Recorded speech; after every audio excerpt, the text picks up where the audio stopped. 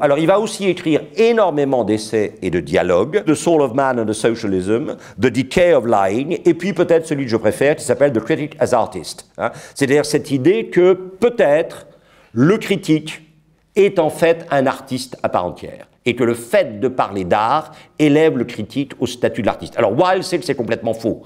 Seulement Wilde soupçonne vaguement qu'il n'est peut-être pas vraiment un artiste et que son art est plus celui du critique que de l'artiste. D'où le fait qu'il va écrire ce très beau texte d'esthétique. C'est un texte magnifique. Hein.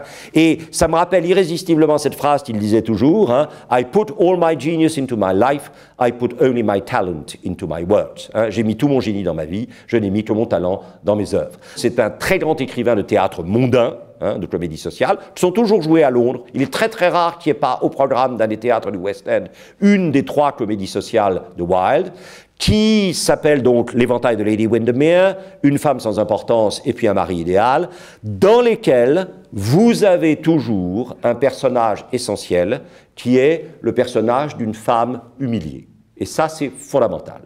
Là, je pense qu'on est aussi dans une sorte de persistance de quelque chose qui appartient à Wilde par sa mère, c'est-à-dire cette idée que la femme est un être qui est destiné à être une possession du masculin et qu'elle n'est qu'un objet qui contribue à la légitimité du masculin, qu'à ce titre, elle n'est jamais regardée pour elle-même et que donc, évidemment, elle est malheureusement complètement en position d'infériorité et d'humiliation dans la société.